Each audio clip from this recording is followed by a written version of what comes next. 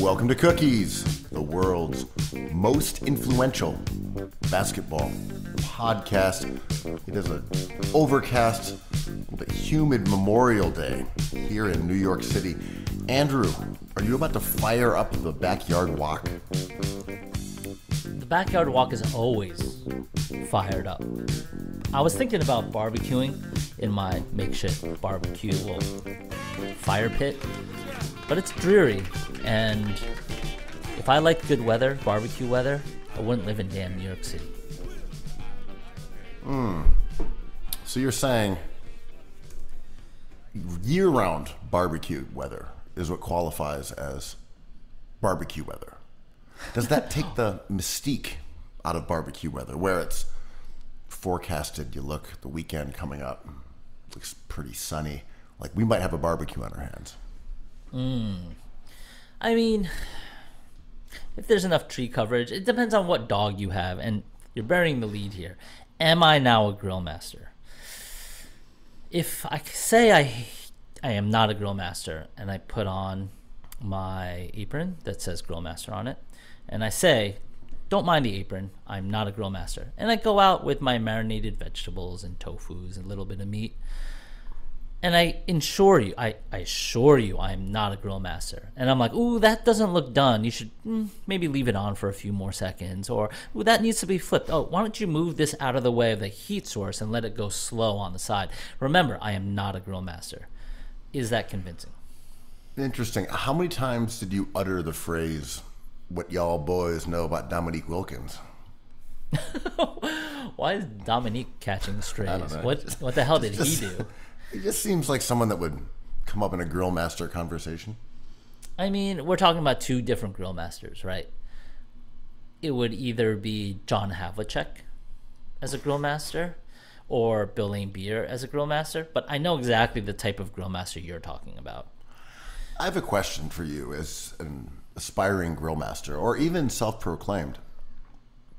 Now, does the fact that you aren't working over an actual flame detract from the stripes that go on your grill master's apron? When I'm in front of my fire pit, or when I'm in front of my wok on the electric burner? Because the electric burner, no one's claiming grill master there. Okay, that's what I was getting to. I was like, It's there's a outdoor wok. cooking, but Right. It's a wok. but I'm saying there has to be a live flame here, right?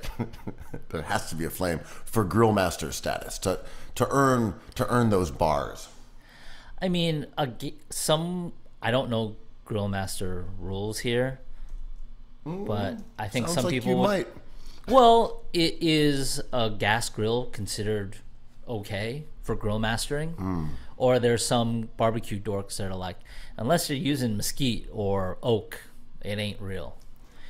Unless you're talking about the human highlight reel, it's not real. I think probably both of those stances fit into the breadth of the grill master ethical universe. I'm sure there are people who say, well, look, the true grill master must use, allspice branches and whatnot for their jerk chicken. That it's asymmetrical heat, different kinds of flames, but it must be wood. And I bet there's others who say, hey, look, fire up the grill. If it's gas, it's gas. So be it. I think you can take either stance and be somewhere within the religion of GM. Basically, all you have to do is hang chrome danglers off of any cooking device, and you're a grill master. I still just think back to 45 seconds ago where you were frantically yelling, "It's a wok" in the background. It's a wok. It cannot be a grill. There has to be a grill for it to be there to be a grill master. I mean, I've heard master wok chef kind of things, but no. And people do use woks over huge flames. That's true, but there's no grill. On this pod, the phrase "moving walkie" is not an insult. That's right. Any other plans? Are you about to hang up the microphone, drop it, and head straight to the beach? What's your weekend vibe, Quo? What's your weekend aura? My weekend aura is watching YouTube Premium not checking my email and napping whenever I can. That's my summer plan. Fuck summer stuff. I'm a summer hater a little bit. I'm not necessarily a huge summer fan in terms of the scalding heat or tropical humidity. The balminess, not necessarily my greatest of allies. I also did not make quote unquote summer plans this year because I really never make summer plans. Mm-hmm. And then here we are with June coming up next week. And lo and behold, summer has arrived and no plans. So I see some friends like, oh, we're headed to Greece. I'm like, that sounds great. What are you doing? I'm like, I haven't planned anything. Yeah, I mean, I'm old and washed, so like I have to make sure I have camp scheduled for my kids and all that and plan ahead. But like, isn't having no plans the summer plan? You can just go to Mexico City with like 5 days notice, right? This is true. Could you use summer camp as a day camp? Overnight camp? Oh, no, my kids, day camp. My kids are not old enough for overnight. But, like, I do have many friends who send their kids away overnight for a couple weeks. And at first, it's like, I forget that Jason Bateman movie where they have a mall pass, I think. It's like, yeah, we have 2 weeks. We're going to drink every night. We're going to, I don't know, make a zine. I don't know, whatever shit people want to do when they think they have time. And they end up just like cooking a lasagna and sleeping. I just like that. This is a very Andrew plan. All right. The kids are gone. Zine time. Making a zine. This is my pet peeve. After N beer, 3/4 of N beer, I have a group of friends that will always come back to like, we should make something together. We should start a magazine.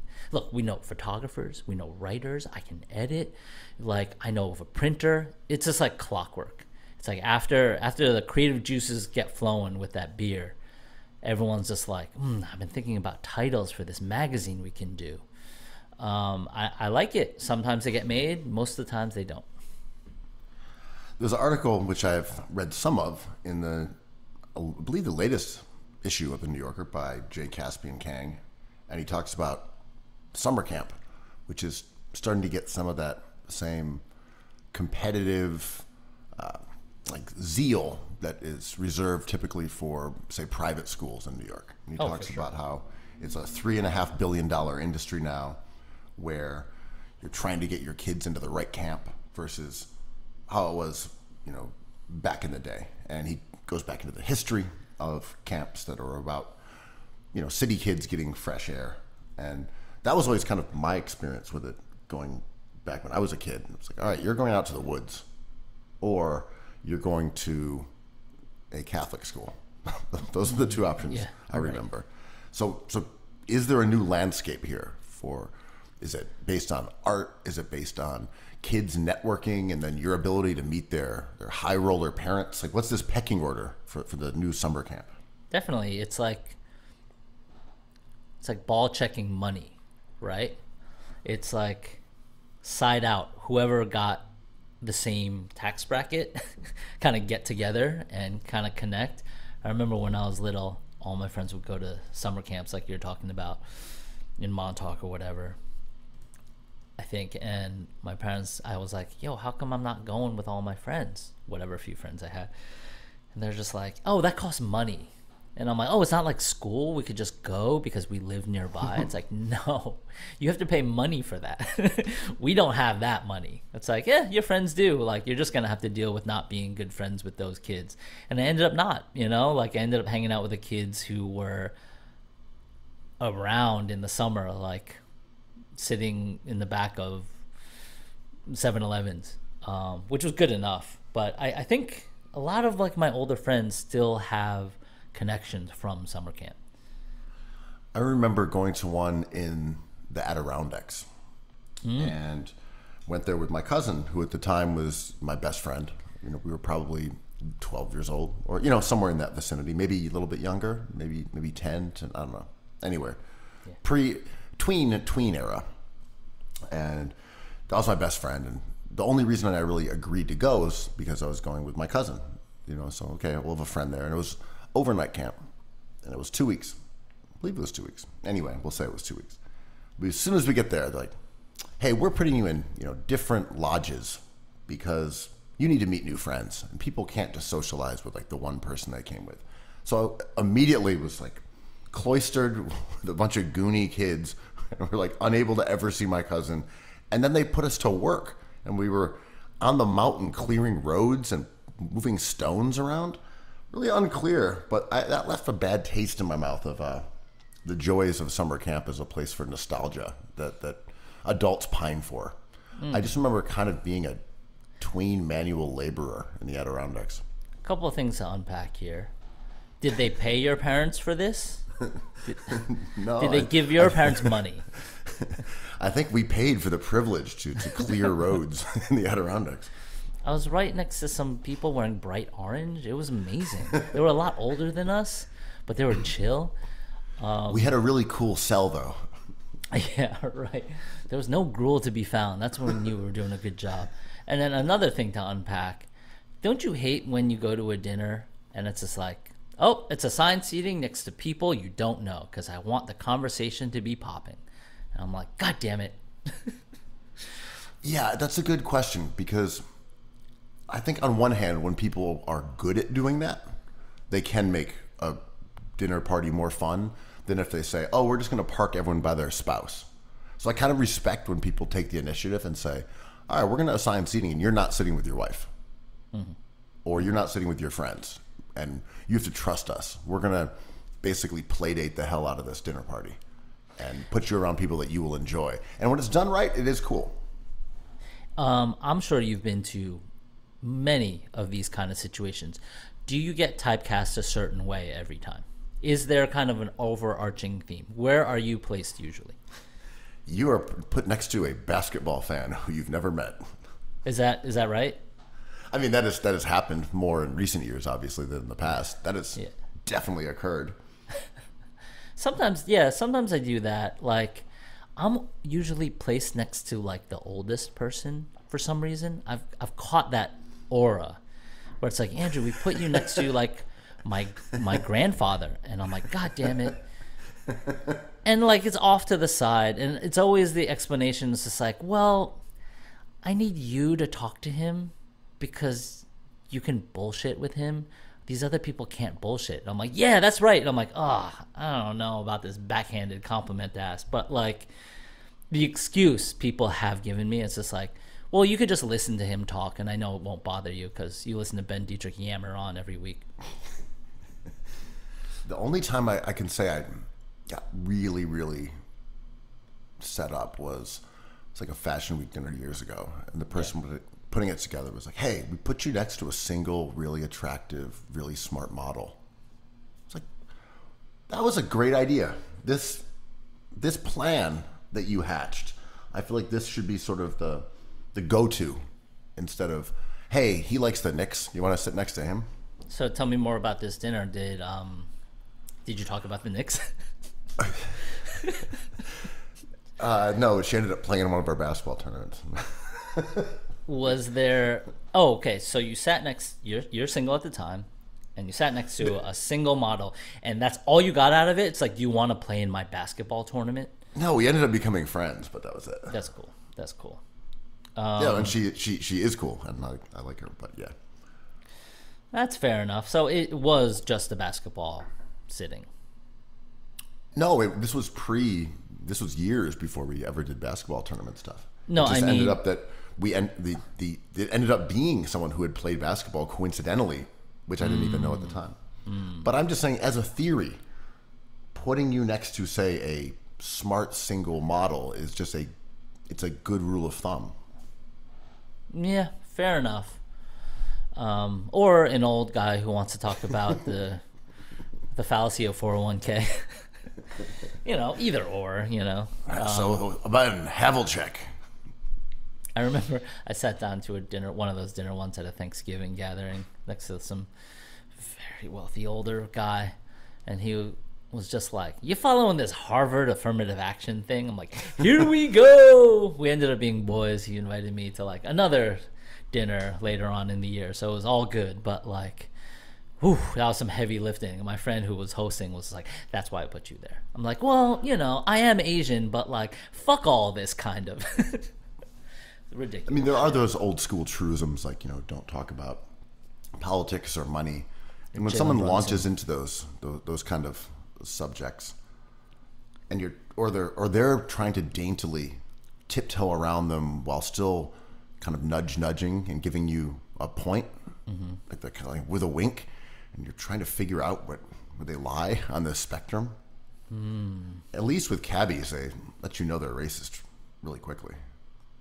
You can kind of tell by like the details of a cab their political affiliation. Just like if they have certain stuff strewn about the passenger seat up front, obviously flags and stuff, but the way the trinkets hanging off the rear view mirror is a dead giveaway. When there's a pair of chrome balls dangling, you know they can grill up a steak. I like your "don't tread on me" flag. Interesting. Any thoughts about footwear? Footwear. Yeah, you know, to avoid being bitten by the coiled poisonous snake on the yellow flag that's cascading from behind your pickup truck. Gotta always check your boots before you put your dogs in them. Yeah, and the music kind of is a dead giveaway.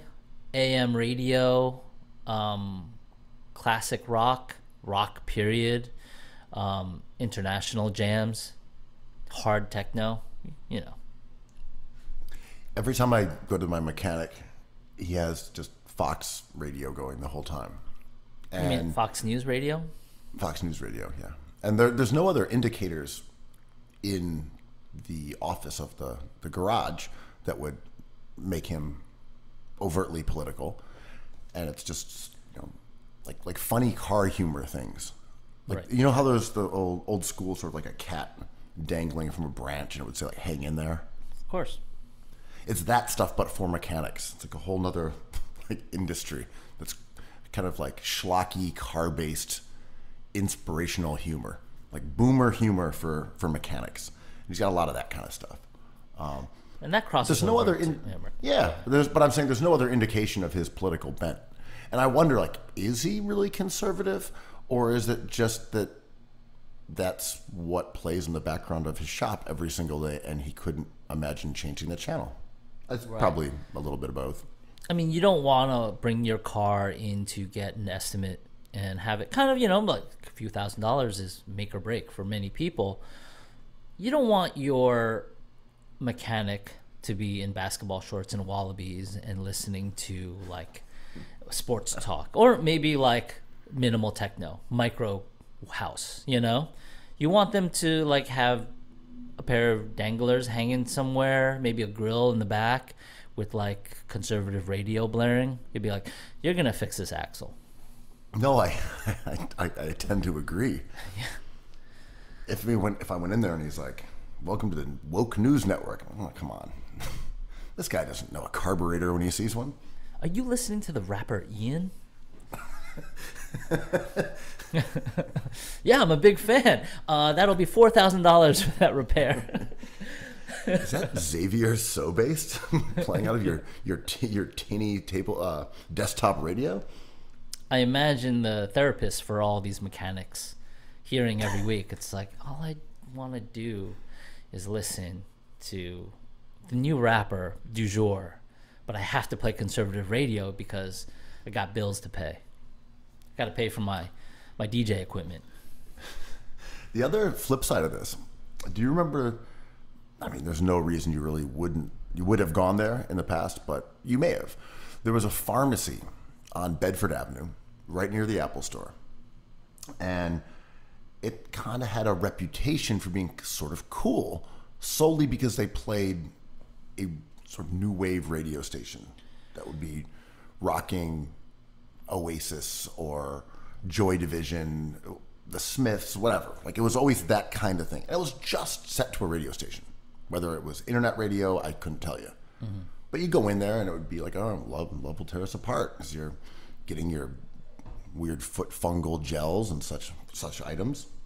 Your and everyone thought medicine. the place, well, your dick pills. Yeah. And everyone thought, oh, this place is kind of cool. It's old school. It's like locally owned. Got put out of business when Dwayne Reed moved directly across the street, naturally. But I remember hearing the guy who owned it talk one time. And he was just an enormous racist. Just like hugely bigoted. I was like, oh, God. I've been like eagerly shopping here, judging people who would go to Walgreens or some other kind of, chain, CVS. I'm like, oh, come on. You got to go to this spot over here, Williamsburg Pharmacy or Bedford Pharmacy, whatever it was called. And I heard the guy talk. I'm like, oh, God, it's just detestable. I go to my local Key Food at least once a day, sometimes twice a day. It's really close, so I kind of use it as my pantry. And they always have the radio set to a specific thing. And they're straight Palestinian. Like, they're owned, run, everything. Their managers are Palestinian. And it's always 80s top 40 Z100 radio. It's always, I hear Whitney Houston, I Want to Dance with Somebody, every day at least once. I swear to God. Okay, maybe in a week 5 times, which is a lot. This Saturday, I rolled up to an AM Hoops tournament. You were standing there. I dragged my whole family out to some basketball shenanigans. It was the morning. I barely had my caffeine. And Whitney Houston, I Want to Dance with Somebody, was blaring as these ballers were getting their shots up. And I turned to you and I'm like, this is an odd musical choice. And you thought about it for a second, and you were like, it's really not that bad, though, because the other options sound worse. And I agreed. But do you understand how jarring it was for me? Because I wasn't shopping for tofu or kale. I was watching these kings ball out. Well, so we'll talk about the tournament in a sec, but the idea was that it was the Memorial Day cookout tournament. So I think the music was supposed to be barbecue music. That it wasn't like, oh, this is a playlist of like cool, interesting stuff to play ball with. But where was the Luke Combs, like Solo Red Cup? Like, I didn't hear any of that. I mean, it was classic barbecue music, not your newfound love of Luke Combs. I guess this is what we started, the tip off of this perfect pod. We got to subdivide these grill masters a little bit. The Dominique Wilkins versus the Solo Red Cup. 2 different worlds under the same umbrella. So, but the point you had a second ago about hearing the same song over and over and over. That song Normalizo. Great record. Not Normalizo, sorry, Nomalizo. Afrobeat, older song, maybe 70s or 80s. I don't know the exact history. I swear I hear it 4 times a week. Mm. You know the song, right? Mm-hmm. Sing it. I can't. You won't. I won't. But I heard it in a restaurant. I heard it in another restaurant. I heard it in a coffee shop. I heard it at someone's barbecue. Mm-hmm. It's weird how some songs, like the Whitney Houston one you were saying, are old. They are completely out of any sort of context, and yet you hear them incessantly. And that song, more than almost any other one, is like, Nomalizo is that record to me. And it's been that way for several years. You just hear it all the time, everywhere. Mm. Yeah, I mean, there's certain rare songs that kind of cross over. We used to joke during the indie sleaze era. It's like, oh, how do I get into DJing on this base level? It's like, get an iPod and load it with Sister Nancy. I don't know. You'll be fine. Kids will come out. Play the Strokes. Doesn't matter. And musical children. What the fuck ever. But, like... Something with jealous lovers and you're on a rooftop. You got this. The idea of pop is like... It's kind of lost on me a little bit as I get older, but... I don't want to take too much of a detour, but like there was an argument about this artist Richard Prince and Kim Gordon having to pay, or a photographer being his photo being used of Kim Gordon, and Richard Prince having to pay money because of appropriation or whatever. And in New York Magazine they wrote about this, and it was like, I think Richard Prince is one of the great artists of my generation. I like him. But in this article, the framing was like, this guy just gets rich off of stealing people's money, period. Photography, period. And I'm like, that's a really reductive way to package his entire thought process. But you're not supposed to like him. He's not a pop artist. Like, okay, hate him. We are not supposed to think that everyone's supposed to like every song, every artwork, or everything. So when I go into my Key Food, which I love, and I see all my friends there, and they're playing the same song, I'm like, right, because this is popular music. Because everyone in here has to be like, this is not offensive to me. Yeah, this is true. There are also just like very situational all-time hits too. Mm-hmm. Like if you're at a certain crowd and you play like Chief Keef Finito, that's an all-timer. Right. All-timer. Right. Everyone's going to react. And that came out, whatever, 15 years ago. If not more, whatever. All-timer. But if you play it in any different environment, like, what the hell? Why would you put that on? This is a wedding. But then a few people at the wedding are like, classic. Well, that's where my confusion lied when I rolled up to this tournament. Because, like, this is a very niche kind of thing. It was in Fort Greene Park-ish. What playground was that officially called? Off of DeKalb.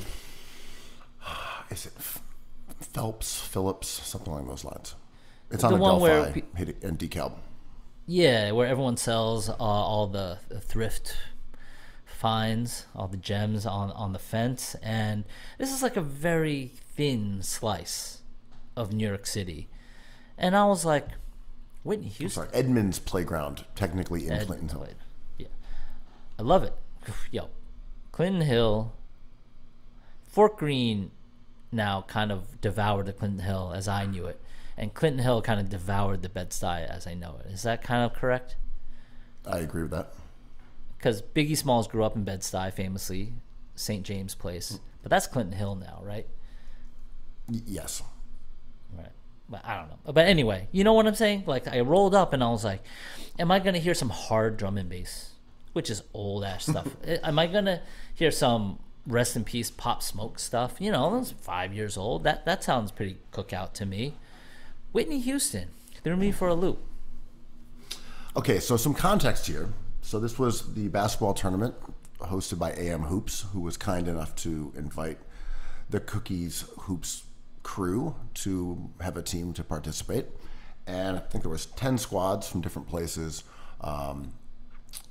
Most of them were, I would say, kind of hoops runs around the city. There was like local hoops, regular hoops. They weren't necessarily like helmed by like any particular individual, and I don't know, you know, how they assembled these teams, but they're mostly people who played in different groups, and very good caliber ball. A lot of bucket getters out there, guys who clearly played organized in overseas, you know, college, etc. So good quality basketball. But AM Hoops, their deal is that they start in the morning and they have a pickup run in Manhattan at like 7 a.m. So I think part of it was that they had to start this one in the morning, and it was a cookout, so and a residential neighborhood. So I think that's the reason you didn't say here Pop Smoke at 10 a.m. Was that it was like, it was more of a wholesome environment, but also like their vibes are AM Hoops versus it being like a afternoon tournament type of things. See, that's when the Pop Smoke would come out. If I was, it was a great tournament. Shout out to this tournament. Perfect, 10 out of 10. If I was going to do it, there would be scallion pancakes everywhere, conservative radio blaring, just being like, this culture war we're in the middle of. It's dividing our country right down the middle. That's what I want to. You'd slide out from beneath the Ford F10 that you're working on, wipe the grease off your hands on a nice oil rag, and start pulling from deep. Yep, start get, and actually you take it to the post. You get your ass in the paint. Yep, because that's what real working men do. But yeah, that was fun. The Cookies team played well. Got an unfortunate draw, ran into the same team twice, but before that, rinsed a couple of people. That was all in all, fun day. Always loved the outdoors New York City summer basketball tournament. We've had a few of those ourselves. More to come. Yeah, more to come. So that was cool. Shout out to AM Hoops for that. Let's on that same token here, we're talking about summer off season. We've got the new club level drop on Cookies Hoops. If you're looking for some enormous tote bags that could, in the words of Pusha, hide a child. They are basically a couple feet wide, I think 21 inches on the base of it, and pre-softened 100% cotton with embroidery with our club level logo. And there's some delightfully tasty, refreshing, watermelon hued hats on our store too. So might as well do a little promoting on that. If you're doing some holiday travel, by all means, go to the Cookies Hoop store. Beach bag. Hey, man, you may find yourself at the beach. Dude, get in your beach bag. That's right. I would say that they're ideal, Andrew, if you want to do some mogging this summer. Okay. When you say mogging, is it like the streets, like don't mog yourself? Or is it like when you take a lap around the park, a slow jog? I don't know. What is mogging? I like don't mog yourself. That's pretty good. DJ Moggs. So mogging. Yeah. Mogging, a internet-y term from the same, I'm not going to say cesspool, let's say the same creative goos, creative ooze that gave us every other slang word. The Riz generators. Swag. Mogging is basically when you throw on your fit.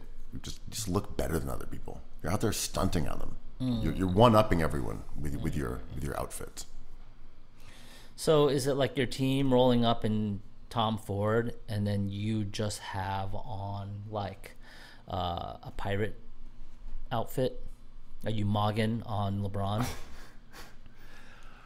Well, I mean, LeBron convincing his whole team Tom Brown to wear Tom Brown with like the little short pants and stuff. They were just certainly trying to team mog. Oh, okay. Collectively mog the other. That was a collective mog, absolutely. Right. So it's just like dressing to impress. Yeah, but we've repackaged it to make it sound weird. Right. I mean, sometimes you ever find yourself overdressed? I never do. But like, feel like, oh, I'm wearing my drees. I'm just going to head out to this dinner. And you realize everyone's wearing inside-out T-shirts, fucked up pants, wallabies. You're just like, huh, am I mogging you? Am I Moggsy Bogues? Oh, Jesus. Yeah, I mean, is there more to it, though? Is there a disrespectful aspect to it? Is it something done with intent? I think the problem lies on an individual level when you switch it up. And there's nothing wrong with that. But if you're like, oh, sometimes I'll wear a grubby T-shirt with some fucked up jeans, as you said. And then sometimes you throw on the Drees puff. Mm-hmm. When you're flipping it up, that's kind of when, you run into some of these potential snake pits. If you are someone who just says, I wear a bow tie or a tie and a suit jacket everywhere I go for every social event, then that's my look. And I could never be under or overdressed because I dress a certain way. You will never see me in an outfit that doesn't jibe with collared shirt, suit jacket, or blazer and tie. That's just my look. How is this different than Aura? Or is it the same? Does it cross over? Because, like, some pictures I see of certain DJs, old, new, 20 years ago, 20 days ago, wearing a suit, a skinny tie, every picture, whether they be DJing at a festival or at the standard hotel. Is that aura or is that mogging? Well, mogging is distinctly competitive,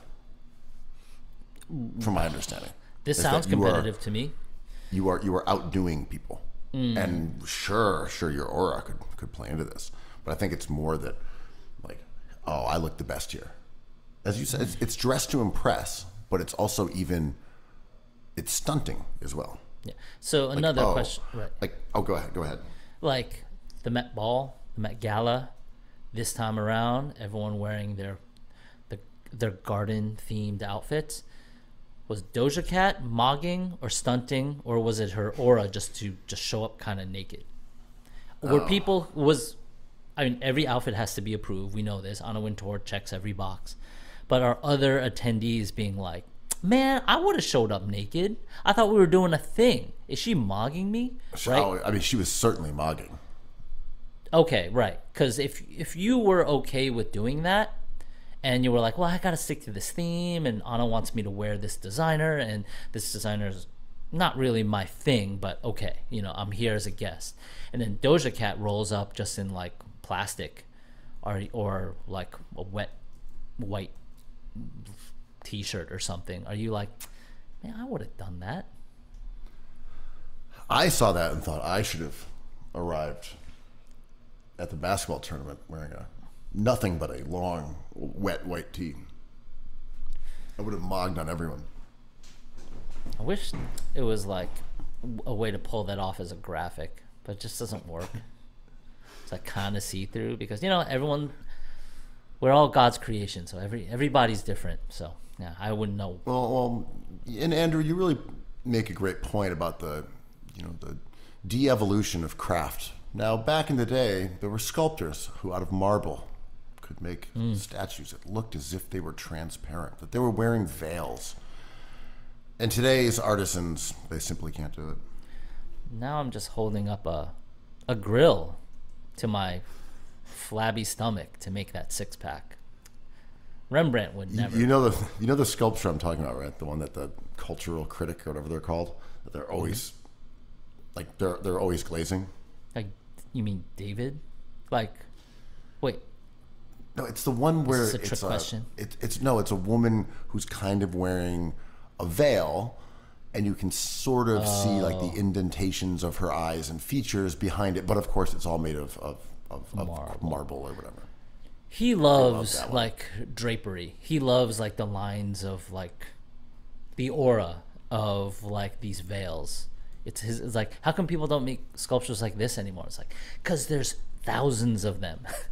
And they're kind of reasonably hard to make, but hey, man, respect to him. He probably listens to conservative radio in earnest. The one in question specifically that they always glaze is the Veiled Virgin, which is ironic. Sounds title. on brand. Sounds on brand for him. It's weird how they love that one so much. It was also probably made in the 1850s. Which isn't that old. No, and how many times can we do the same shit? Like, how many times can four friends get together and eat the same meal and take the same photos and try to out-mog each other, but look exactly the same every time? I mean, there were cars. I mean, early cars, but there were cars when that sculpture was painted. Anyway. Some real mud flood action there. Well, back to mogging. Transition to our. I tried to give you an alley from mud there. to mogging, the story of a perfect pod. Just like, I need to get my old timey car take out, but this Saturday after the tournament, there was a mog fest, as they say. Four of us got together. Whatever, we get together all the time with our buddies, Jacoby and Pablo, but there was a little tension, hair tension, as they say. So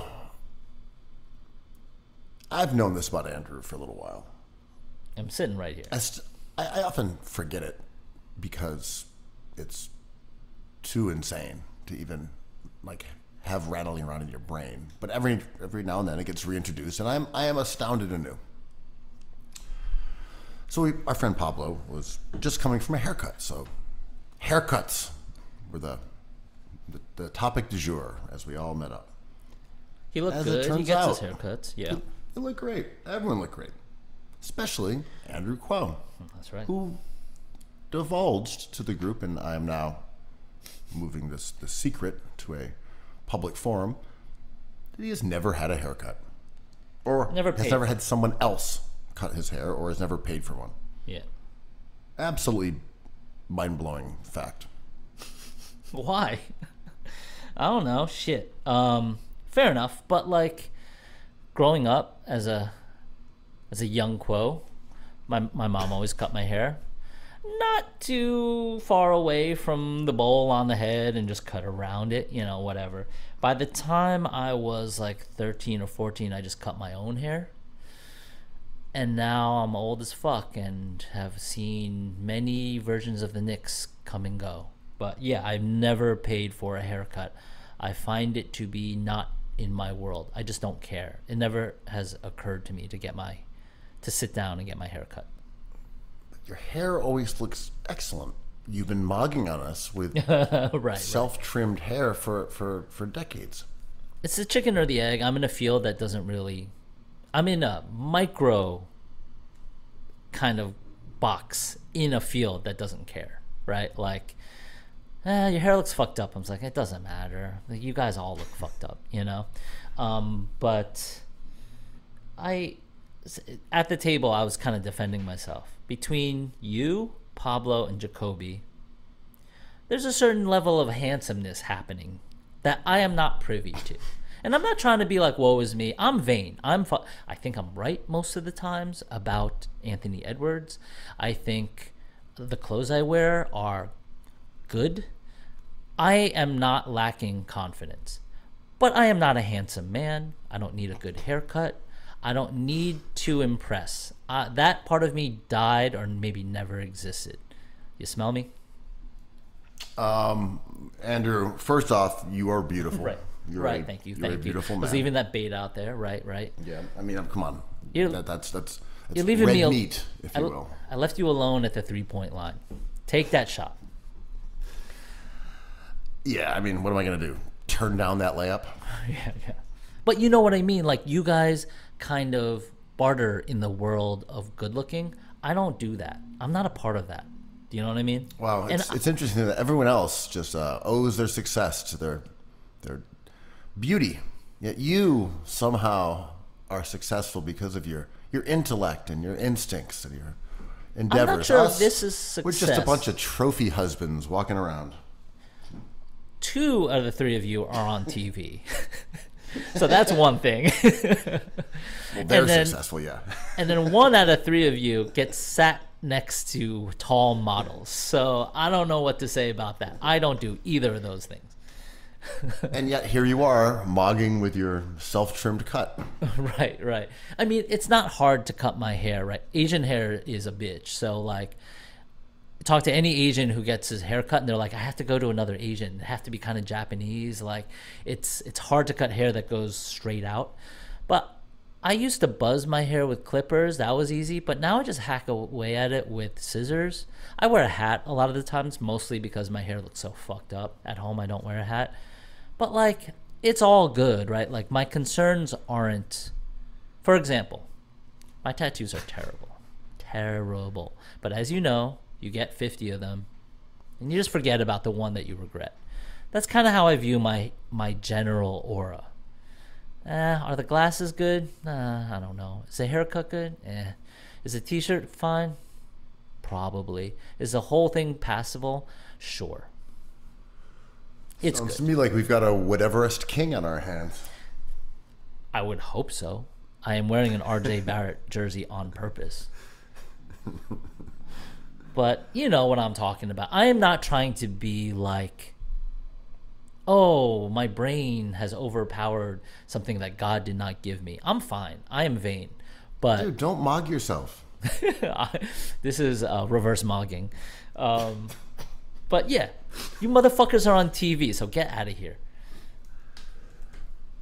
So, all right, let's a little subject of some controversy. So Andrew has this habit, and I know it's not just with us because I've seen other things you've posted, where as the food is set on the table and everyone is focused on it, Andrew whips out the phone and starts snapping photos when other people aren't looking. So they're candids, if you will, but they're candids of people at a table right in front of him who are now immediately starting to eat. And then Andrew will post them online.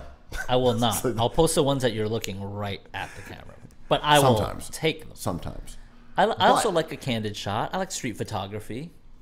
Come on. Clearly. Ari Markopoulos, let's go.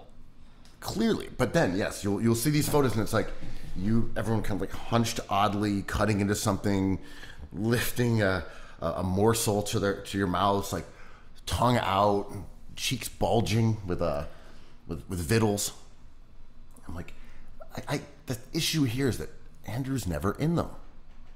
He's reverse mogging us. That's because you don't follow the accounts that do that to me. If no one's, I have to take the picture. Like, this is tied into the haircut thing. You're like, I did not get this $40. How much do haircuts cost? $40? 20 with a tip? 60 bucks now? 60? That sounds about right. I did not spend $60 on this haircut for someone just to get a picture of me not doing blue steel. So, like, when people take pictures of me, like, mid-slice, like, sweating, like that pasty, fat Asian face, so be it. This has been going on for a long-ass time.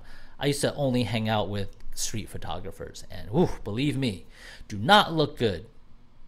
But I'm kind of used to it, right? Like, our boy Josh Wildman, my old DJ partner, has so many photos of me looking terrible. But when he shows me the photo, he's like, I love you, man. This is a cool photo of us hanging out. I'm like, fair enough. I should not let my ego get in the way of this because this is how I look. Well, yeah, my thing is that they're always of the same subject. It's like looking at food. Well, it's not necessarily like, oh, it's a candid. We were like at the game, and I know what you mean about the letting your ego aside. But it's always sort of like hunching down, looking at platters of things. But that's all we do. Like, I don't go to games anymore, right? Like, we just go out to dinner, and that's just what I do. It is annoying. I mean, like, it sucks to have to feel the compulsion, the addiction to put it on Instagram. But our server was like, we got to get a crew shot. Like, if we don't take these photos, these memories just kind of exit my brain really fast because I have a terrible memory now. But, like... Well, the sad part was that we actually did get photos taken by the guy who was like, oh, I got them. And they were brutal. How do you miss on 9 photos in the year of 2024 with an iPhone? Nick Young celebrating after everyone. It's like, I'll be back. Let me know if you need more photos. They were underexposed. My glasses was reflecting off of one. You weren't in one shot. It was kind of, the angle was from below, so it was mostly table edge. I'm like, bro, you're Rudy Gobert from the free throw line. Well, I like that there was a joke when someone handed it the phone, like, you know how to do this? And everyone had a hearty chuckle, like, how can you fuck this up? This. And he's like, yeah, I've taken a few. Yeah. We're like, yeah, I know, man, just take the shots. We get them. What the hell happened? It's like that timeout. Intentionally bad so that the word gets out. They don't let the restaurant... I don't know if it was, like, was that a waiter? I don't know. Never. Don't let the dude at the restaurant take your photos. Don't let him do it. It's like at halftime or during a timeout at the game. It's like we have a shooting competition. You shoot a layup, a foul shot, and a 3-pointer to enter the half-court bonanza. And some guy rolls up wearing like Nikes, Larry Johnson jersey, and like normal pants. And I'm like, oh, he's got this, and he can't hit a layup. I'm like, what the fuck? Just get the layup, dude. That was kind of our server, right? I'm like, what is the problem here? I mean, it was looking at the photos later was a little bit shocking. But I like the point you were making before about the, being friends with street photographers. And some of them have exhibits up right now, actually. Shout out to Alon Levitt. Yeah.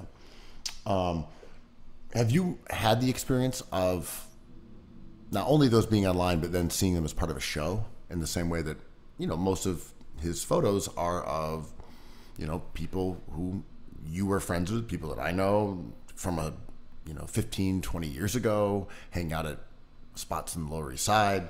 Are there any photos of you where you're like, oh, I look terrible, and then you go to an art exhibition and there you are in full size, mogging on the whole crowd? Dude, Jason Nacito and Josh Wildman are like two of my best friends. Of course, dude, I've been looking terrible in zines, books, and art shows for a long time. And it's an honor, right? Because I look the way I look, but in my mind, I'm like a more handsome. I look like Milhouse, very debonair. But when I see myself, I'm just like, that's how I look because it's a camera. It's just I'm standing right there. I rarely, 1 out of 7, 8 times, I'm like, oh, I look okay. 7 out of 8 times, I'm just like, oh, I gotta stop eating some pizza, work out, maybe get some better clothes, maybe get a real haircut. But that all kind of melts away. Well, have you been mogged in an art show? I don't think so. I have less photographer friends than you do. You've got a really good crew of people who are just there to document you all day.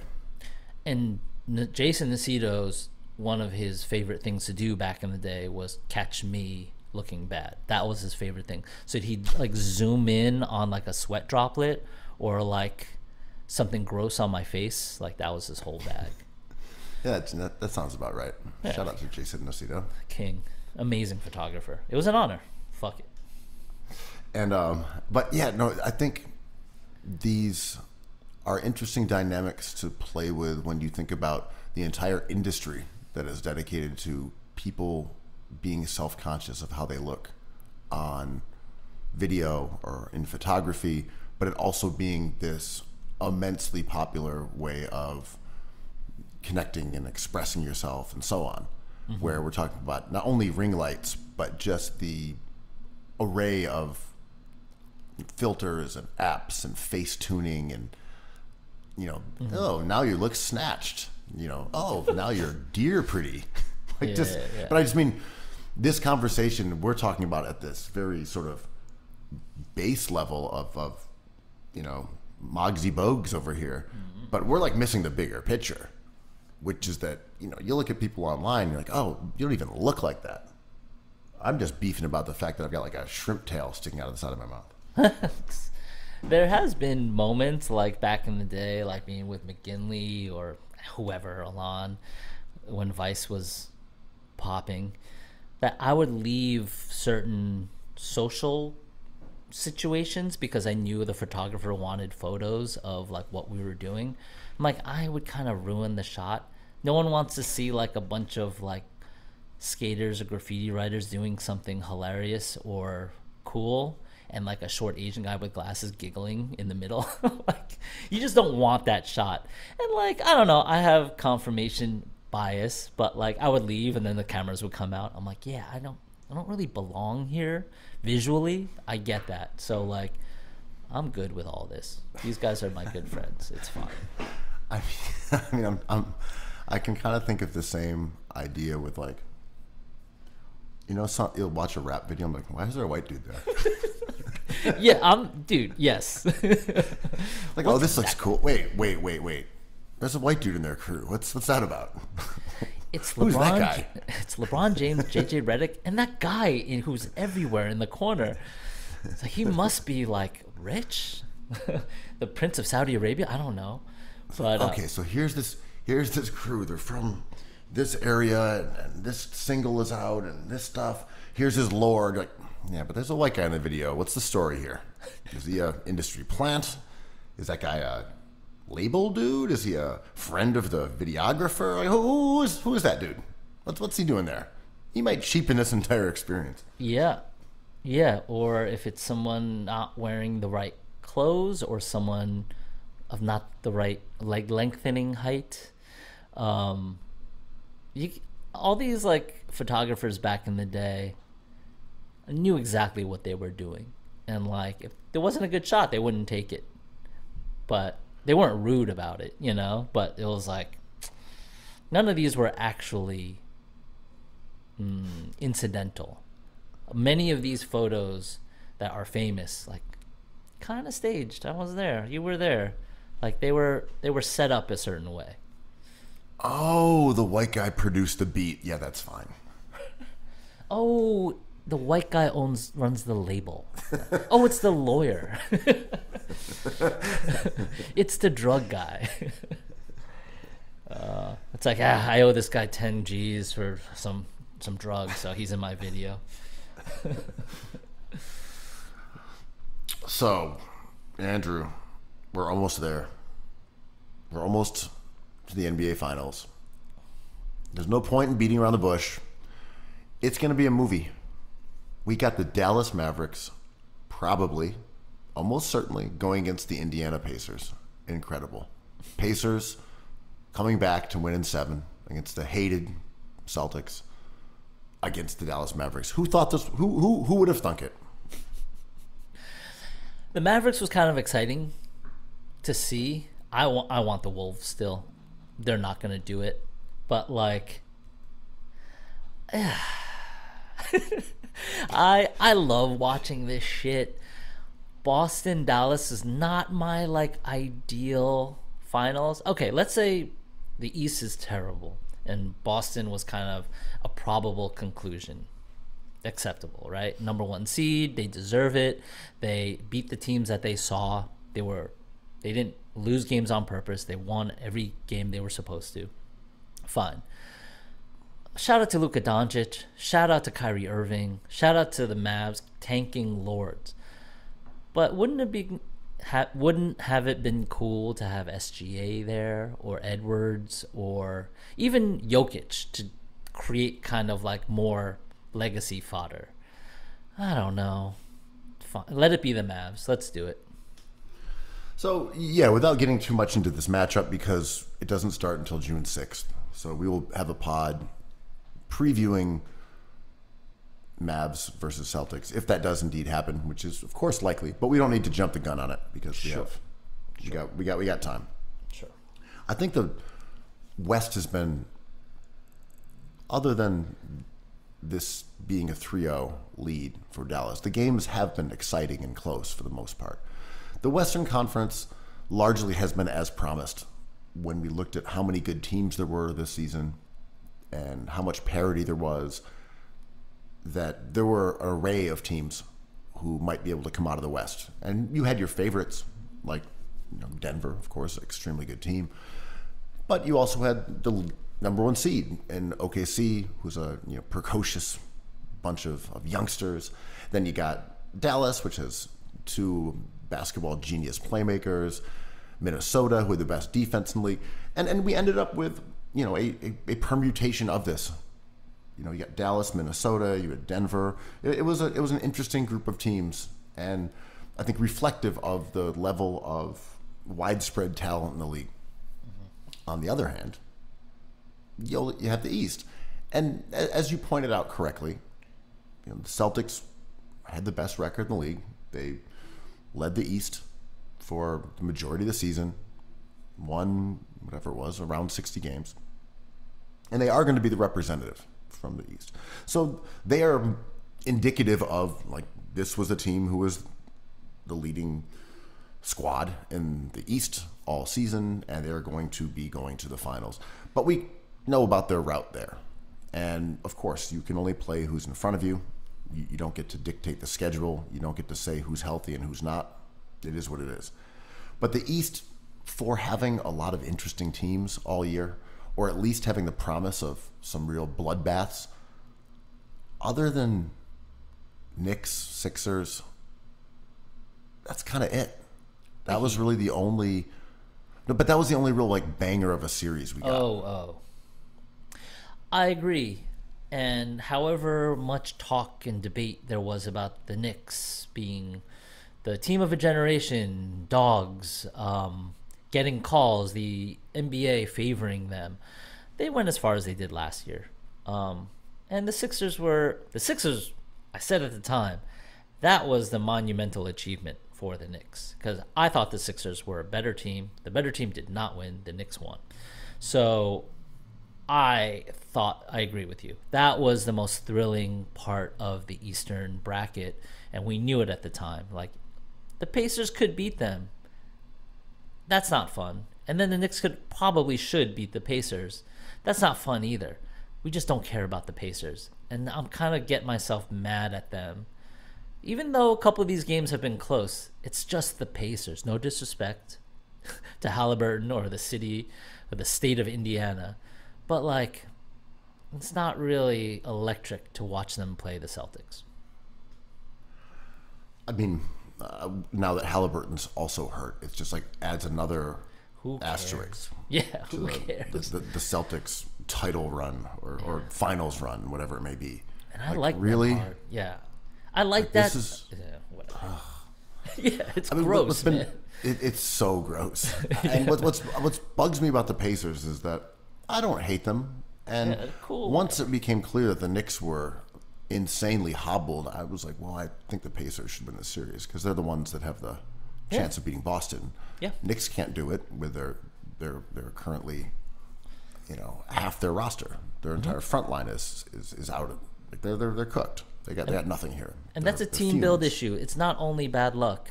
It's a lot of bad luck, but the team is not built to withstand those injuries, and fair enough. It's a fair victory by the Pacers. I agree, and I just mean I don't think any team can withstand like 6 rotational players being knocked out and still advance in the playoffs. It's just too much to ask. Against the Pacers, though? Come on. Well, this is the point I'm getting to, right? Was that like they took the Pacers to 7? Yeah, I know. I know. Like Hart didn't have an abdomen. Yeah. Brunson was hurt. Not to mention Bogdanovich and Mitch both being out for the entire series. Yeah. Not to mention Randall. I mean, it was just not a team. They had nobody. This has not been a great playoffs for the NBA. Not just because the markets, the matchup, the drama. Missing, like, the superstar standing, probably Tatum, if you consider him that, and definitely Luka, but he plays in a weird market. Silver can't be thrilled if he cares about this. Like, I every year that goes by, I like the NBA more and more. So I'm more invested this year than I was last year and the year before. But, like, even Jokic being in it has a certain gravity that is thrilling. This one feels a bit like procedural. I would disagree about the NBA's feelings on it, even though I think the rest of what you're saying makes sense. Only in that the likely matchups at this point are two relatively larger markets as opposed to, say, like Denver or Milwaukee or something like that. We don't think of Phoenix as a big market, but they are. And Dallas is a big market. It's one of the bigger cities in the U.S. It doesn't have the same basketball prestige as like New York or L.A. or Chicago. Atlanta, but Atlanta's a big city, but no one cares about the Hawks, right? And they've had some success. They have a legacy, and it's weird to think of the Mavs in that way because they aren't a classic franchise, but they've got Dirk. They've got some chips. He's courtside. Yeah, he's there to remind us. Yeah, so they're a big market, and Boston, they can just kick on their lore, which they've been doing all the time.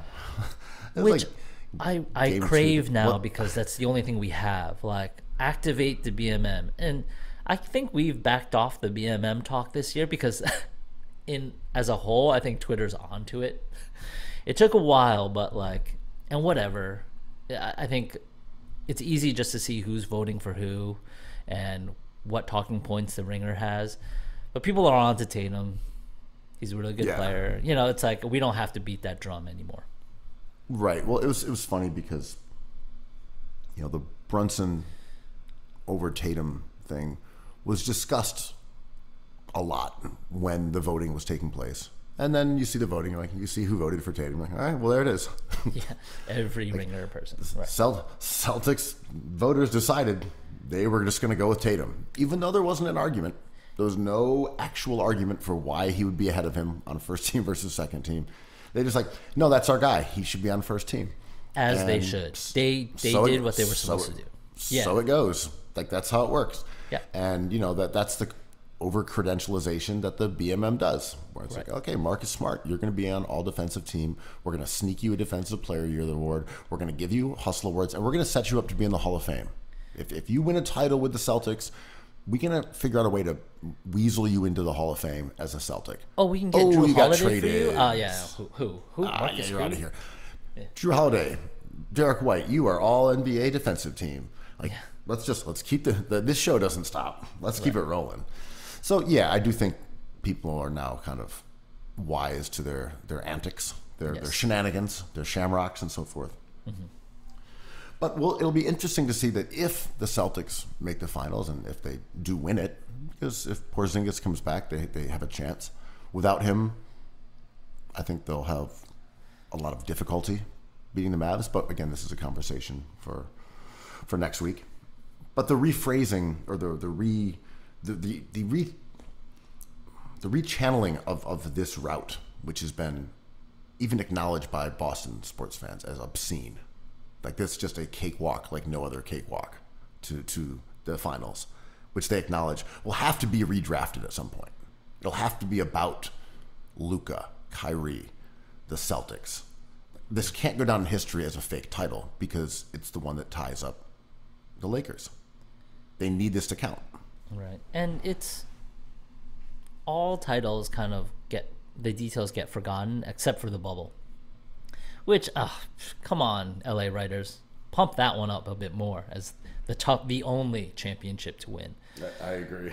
Like, what are you doing? This is like made for the written word.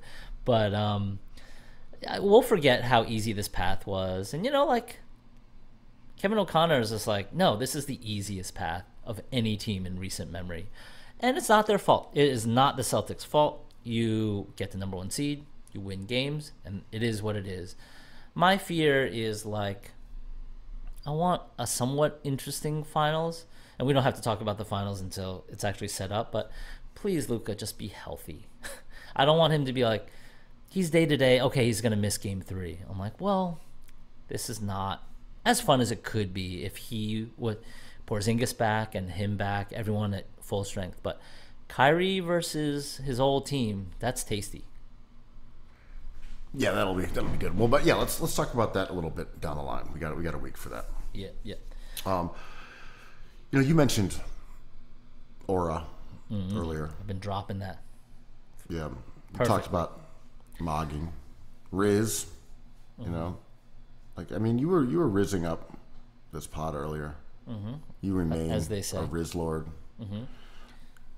You were discussing this idea of basketball fans, basketball media is, do you want to call it homoeroticism? Do you want to call it a uncomfortable way of addressing, like, male attractiveness? You had a point you wanted to make, and now I'm going to ask you to make it. There was an article, I couldn't find it. Sucks, but someone wrote to that effect, what you just said. And we had been talking about Anthony Edwards for so long in casting. I think it's more about casting.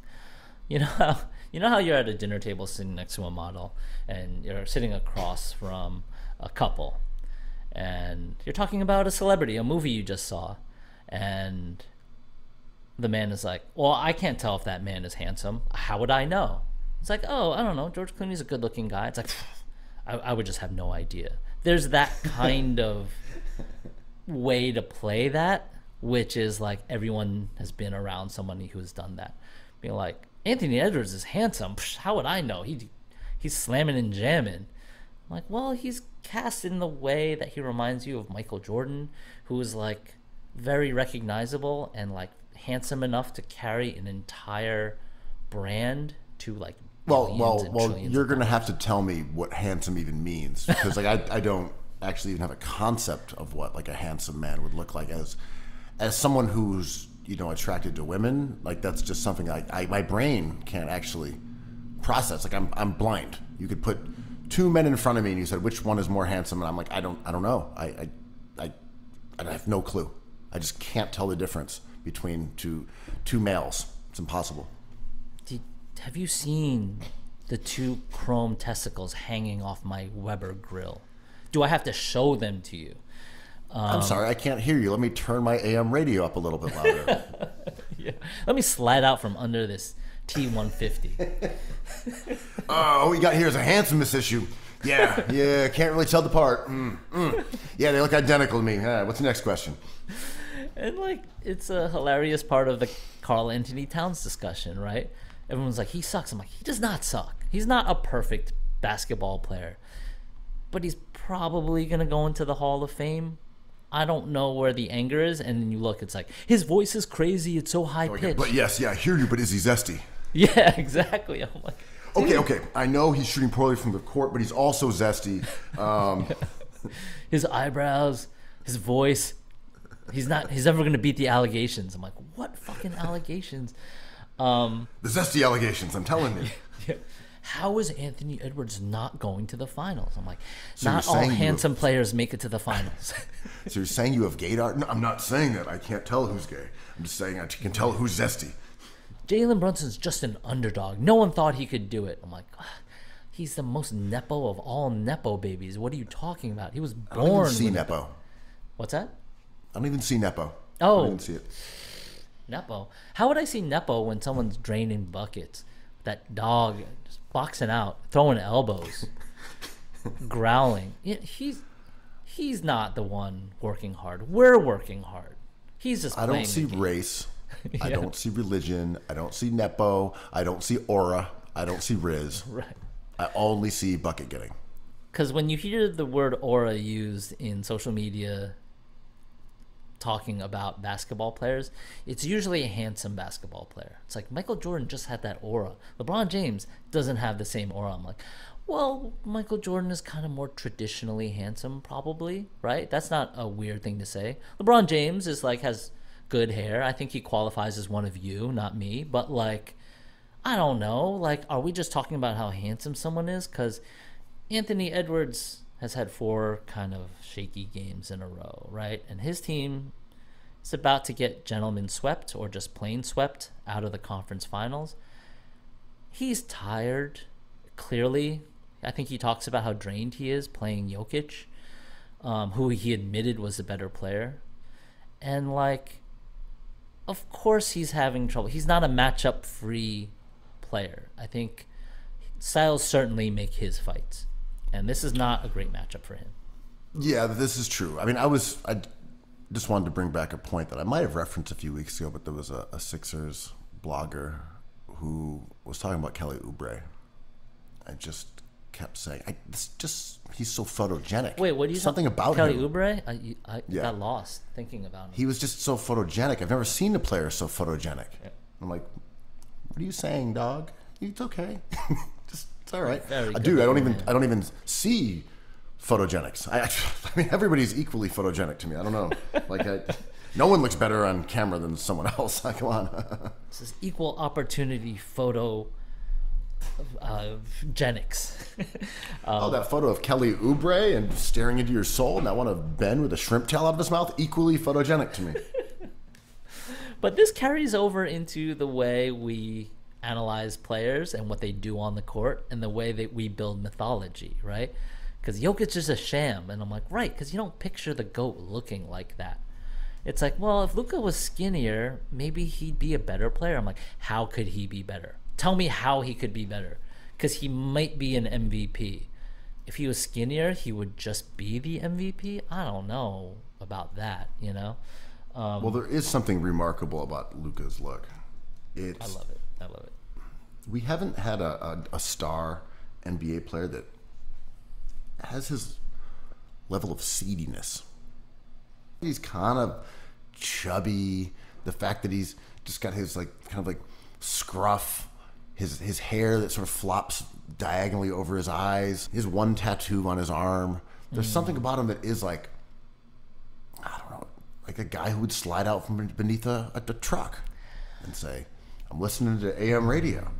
He has like a specific look that's kind of like, it's like outer borough look. See, I disagree. If we're talking about photogenics here, I would say he's more of like a cherubic kind of good times Euro Italian guy at a restaurant. Like, hey, come in, I'm making the meatballs, you know, like, or, I mean, I know he's Slovenian, but like, if he was in a sitcom, and sitcoms are all based off of prototypes, right? He would be the lovable neighbor, or like your friendly neighborhood butcher, or pastry chef. This may be the case, but also he's with his 6'9". like, well, he's huge. But also when he's getting mad and yelling at people and cursing at them, I mean, I think he is more mischievous than these scenes let on. He talks like, shit. Did you see? He talks a lot of shit. Did you see the late one though, when he threw the lob to Gafford and then kind of? You know what I'm talking about, right? Mm-hmm. And he kind of like went into the crowd, and it's the Mavericks crowd, so it's celebratory. Yeah. And he just had this insane expression on his face. Yeah. And then there was a meme that was like comparing him yelling at Gobert to like the white people yelling at people who are integrating schools. It's like, so maybe that's what's like informing these opinions of mine. Like, I don't think he's like a. Dude, look, I can't even tell if he's attractive or not. No, I wouldn't know. I couldn't tell you if a guy was heterosexual. ugly. I don't know. I mean, I couldn't tell you. I have no clue. It doesn't register. Yeah, but I definitely love his game. I definitely like the chubby Charlie Brown vibe to him, and his trash talking, and the fact that people will be like, "Oh, it's like a white person yelling at a non-white person." I'm like, and we've mentioned it before, like, it's hard to call him white because he's Caucasian for sure, but he's Slovenian, and when I think of like that white dynamic, it's like a deeply American battle or European battle. But when you get to Eastern Europe, like there's been a lot of like wars there that are complicated, and who is the majority and who is the minority. It's interesting, in fact, how big that conversation can get. But there is still something that Luka just feels way more American than Jokic, and it's partly in how they look and the fact that Luka's English seems better. Do you? Is it he because just looks of more his conventionally size? American? It's his size, right? Like, Jokic is just huge, so we view him as the interloper. Luka looks like he's an American because he's not huge. I mean, I think that's part of it. I mean, maybe it's like our buddy Jason Buford was. I think he described Luka as having like Eminem qualities. Is that right? Well, I don't know if it's totally accurate or not, but I know what he means. And there is something about Jokic that's like othery. It's Same not with just his Porzingis, size, right? It's his strength. Maybe it is just the size, because Porzingis, we've seen him with his, cornrows as a kid. We know who he is. Yeah. World star. And yet he seems like way more Euro than Luka. So maybe it literally is just a size thing. Yeah, and we can identify 80s movie villains to Jokic. I mean, even before that, 007, right? He's kind of a 007 villain. He kind of falls under the Mr. Evil kind of genre of villainy. And Porzingis is Dolph Lundgren, right? Like, we're just attaching it to things we talked about last week about Basquiat, right? It's like, I want to be an artist. Like, what kind of artist? Like, I like that Basquiat movie. I think that really helps us process players like KP, but not so much Luka, because he kind of just looks like a best friend's friend on Friends. I mean, you're probably correct in that, because as far as European players go, there are a ton who are great, obviously, and we're talking about white Europeans here too, not just foreigners. I mean, we're not talking about necessarily Wemby in this situation. We're talking about like white guys, correct? For sure. Right. I just mean, just to clarify. Caucasian guys, yes. Yeah, and most of them are big. I mean, that's kind of just the reality of him. I mean, Luka is big, but he plays like a guard. He plays like LeBron. He plays like James Harden. He is a child of American basketball, despite also being a European player who turned pro in his like early teens. Yeah, yeah. I was at camp clearing paths and logs. He was playing professional basketball. Yeah. Is he marketable? If you're Silver, you're like, the outcome of this finals is great because obviously we know Tatum works well enough. I think, like we said, haters are onto Tatum a little bit. And Luka's marketable. Like, you're happy with this result, right? Yeah, I mean, I think the key here is that Luka really is a top 3, top 4, top 5 at worst player.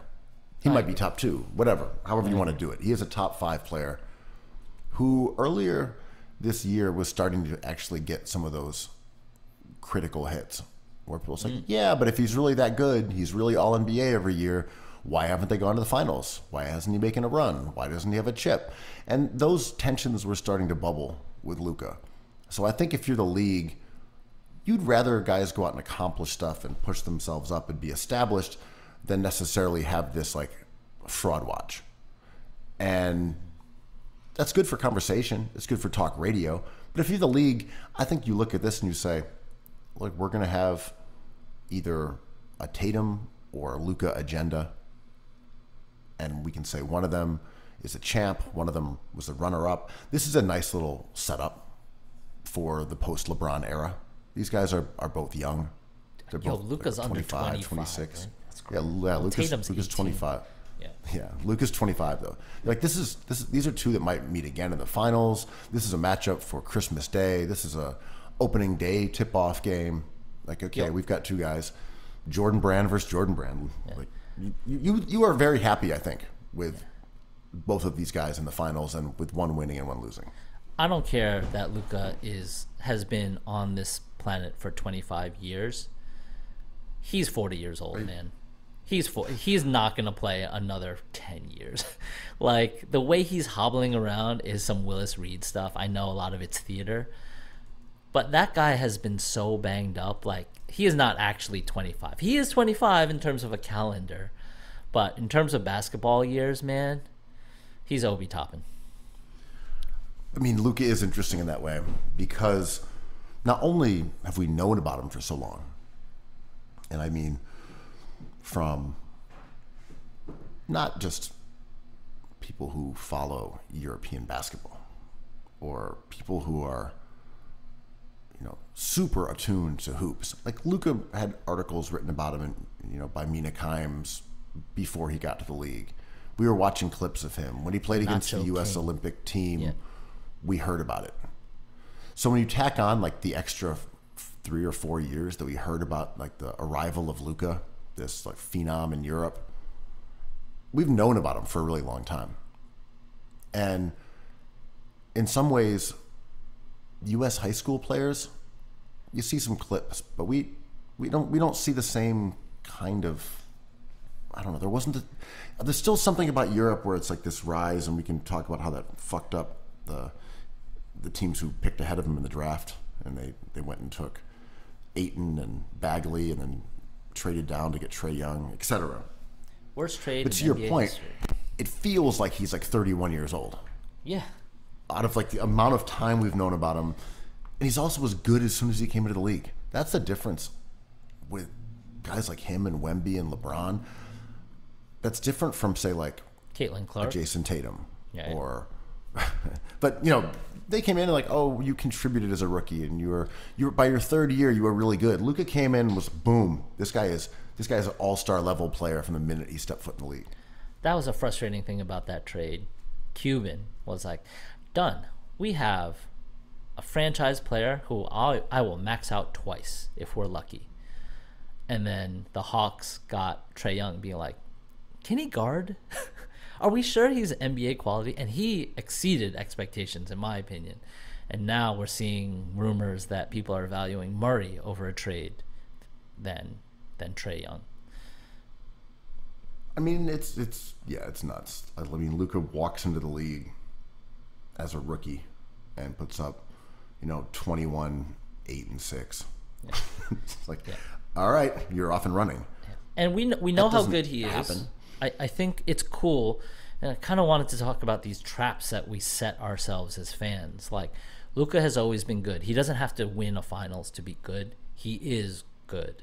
And we can talk about how he's goofy, how he complains too much, how he doesn't fit into this box of Josh Hart. But, like, we're looking at one of the greatest players of this decade.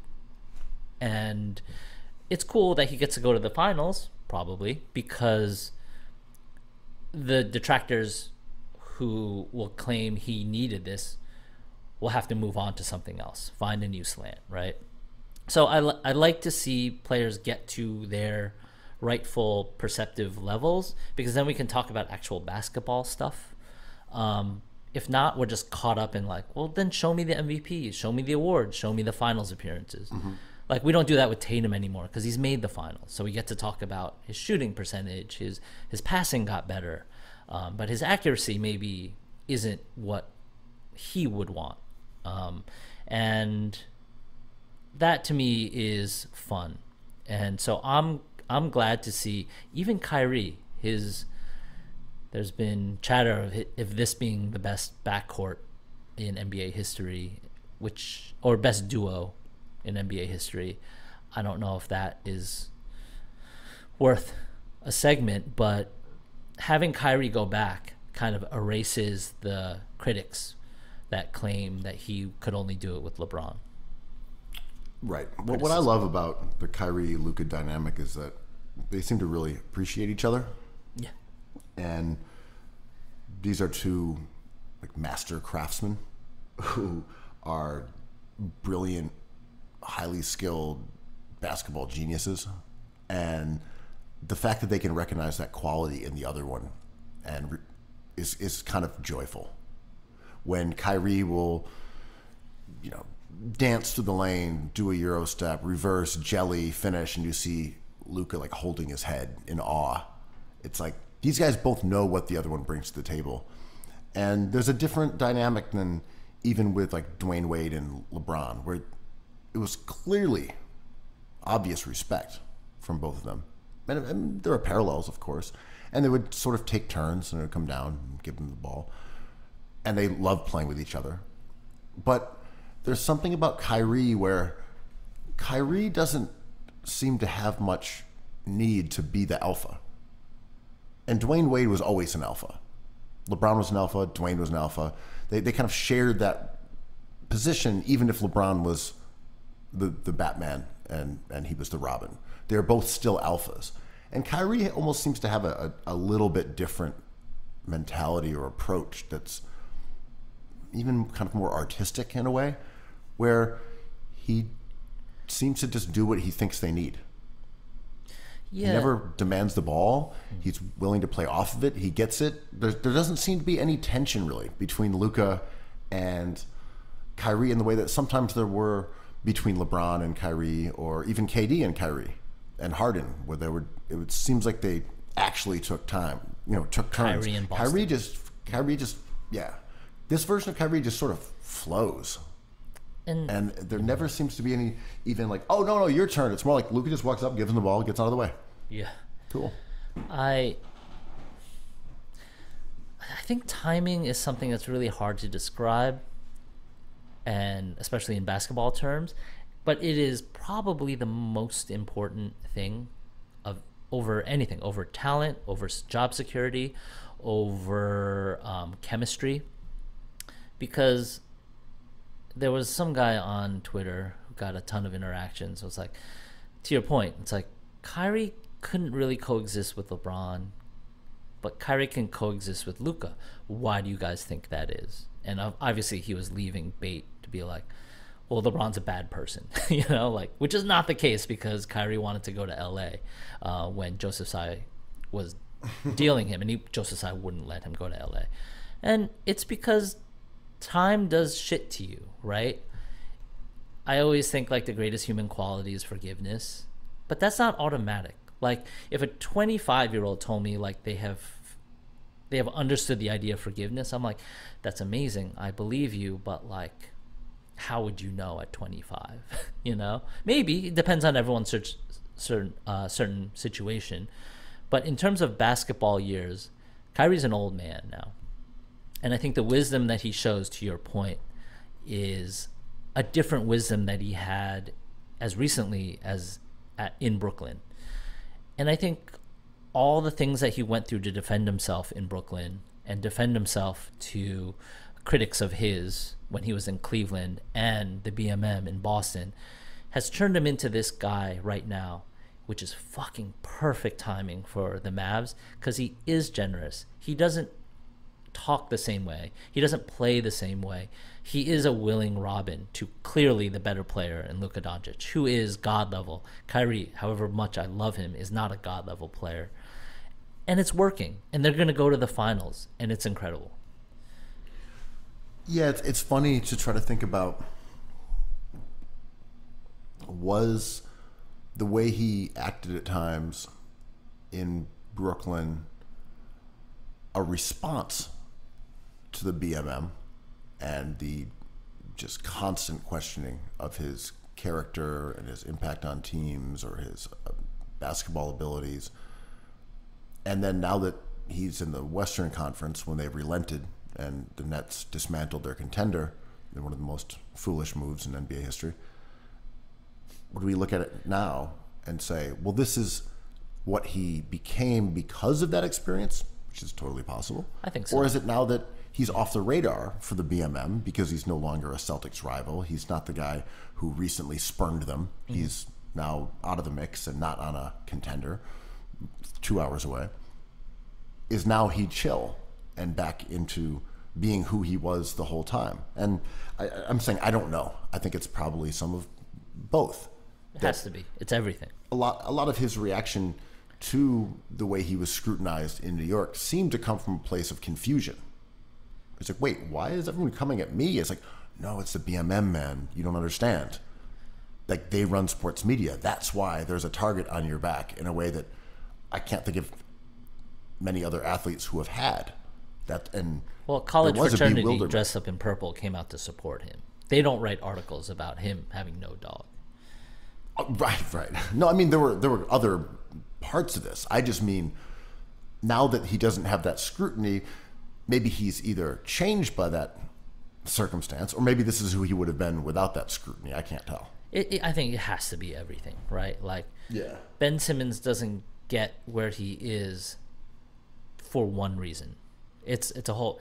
I mean, can you imagine? And I'm used to it doing this pod, having people being like, "You're a fraud. You're a fraud." That has to get into your head, right? And then you kind of have to process that constantly. And there's a certain skill that Kyrie and Ben Simmons and all these players that get criticized this heavily, LeBron James, to various degrees, they have to be good at it because you can't survive without being good at it. People doubting you sucks as an athlete. But it's cool to see Kyrie here. This is one of the most interesting basketball players ever. Like, there should be eventually a 2-hour Kyrie Irving documentary because there's documentaries about everything. But, like, I'm excited to see what will happen. We don't have to talk about the finals, but, like, I'm excited to see Kyrie excel is all. Like, I'm happy for him. I remember when we were working on The Joy of Basketball, which many people are saying is the only book worth reading. It's the only book I've read. I'm hearing that a lot these days. When we were working on that book, it was during the real bowels of the pandemic, and basketball had stopped. I know basketball never stopped, but basketball had stopped. There's nothing going on. And typically, it's a year-round endeavor. The finals ends, the draft begins, summer league starts, free agency, all that. It's a 24/7, 365 basketball calendar if you're into the sport like we are. And in this situation, there was nothing. So when we were writing the book and I was working on the Kyrie entry, I just went back and I was like, let me just watch tons of his clips, see what jumps out. Let me just think about Kyrie, and process him as a player. And watching him did actually caused me to well up. I was like watching it, thinking, holy shit, this is the most distilled version of like basketball at its most beautiful and most skillful and most adept, and we're missing that. We can't watch it on TV. It's stopped. And I remember like getting a little emotional, and then I wrote the Kyrie entry after that. He is that guy, and I can't think of another one. I mean, AI, because that's my favorite player of all time. Does it have to be a ball handler?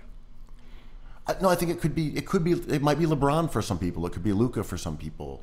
It could Jeremy be Lin Anthony for me, for sure. That's what I mean. That just, to me, that was what Kyrie represented, and I don't mean that he represents that to other people, or that you even have to like him. But that for me was watching Kyrie play basketball. And I was just like, I think this is just my favorite player of all time.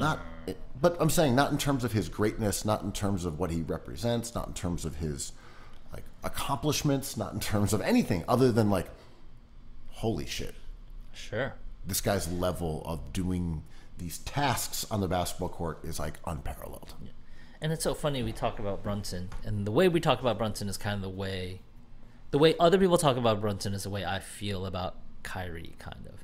It's like, this guy's a fucking dog, man. Like, look at this motherfucker play. And he seems like Luka, he seems like he's been in the NBA for 50 years. So, like, the fatigue of Kyrie Irving, well played by Bill Simmons and The Ringer. Like, the mention of Kyrie's name even makes me tired. It's like, oh, are we going to talk about like his likes on social media and the fact that he believes in a certain religion that like sounds weird when he talks about it? Yeah, this is like exhausting. And I think every player who's thoughtful is exhausting if you get too deep into it. And Kyrie is still playing. Remember, we thought he was going to retire. It's like there's rumors that he's just going to walk away from basketball. He's going to the finals like 15 months later. Dorian Finney-Smith. Oh, Jesus. Spencer Dinwiddie, 2029 first-round pick. And we'll take a Hall of Fame player more or less at the height of his powers. Thanks. Perfect. I love every Joseph Tsai soundbite because it's just like so fun. But he gave a talk about Alibaba, and someone asked him a basketball question. He's like, listen, we're not going to just trade away our guys. This is a long-term view. We have to like build this the right way. I'm like, all right, maybe in the last 12 months, he's like realized he made a crucial error by trading 3 Hall of Fame players in their semi-primes for nothing. Okay, so you'd put it up on Twitter, and we had chatted a little bit about it. Here's a quote, or at least part of it. If you want to just win now. Oh my God. Oh my. He had a super team. Yeah. Look, if you fools just want to win now, you could ruin your future by trading away all of your assets. What I want to do with the Brooklyn Nets is take a longer term approach. My guy. KD was under contract for like 4 more years, 3 more years. Kyrie wanted to sign a 4-year deal. That was why you traded him, because you wouldn't do it. He wanted 4 years. You said, no way. You're too crazy for a 4-year contract. How long term are we talking here, Joe? 4 years? That's not long term enough? You're trying to build the Nets into a competitive team in 10 years, 15 years, 25? It's a 40-year plan? What a crazy statement, man. Look, we'll be good after Tobias Harris leaves his max contract. We're just building after the 4-year deal.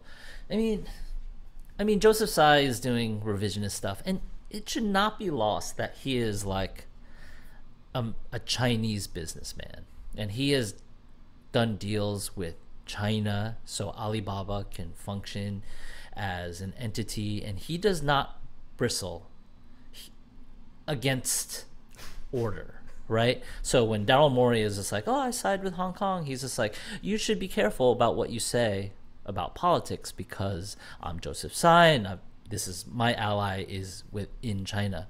And there's not only, I don't even care about the politics in this case, but the ethos of doing business the way he's done with Alibaba trickles into the way he's behaved as a sports team owner, right?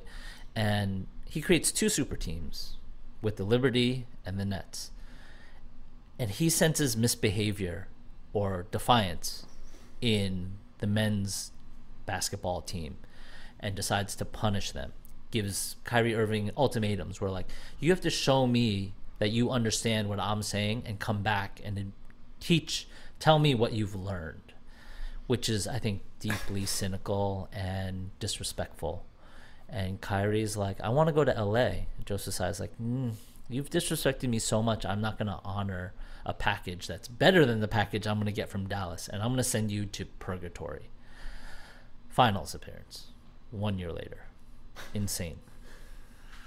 I think it is important that we have to remind people that Joseph Tsai is a Chinese businessman, and I'm going to always say that when I describe him, and I think it'll work out really well for me. But it's a part of his story, right? Like Mikhail Prokhorov. Of course. I'm just going to make sure I clarify that for everyone. I'll be like, so, you know Joseph Tsai, the Chinese businessman.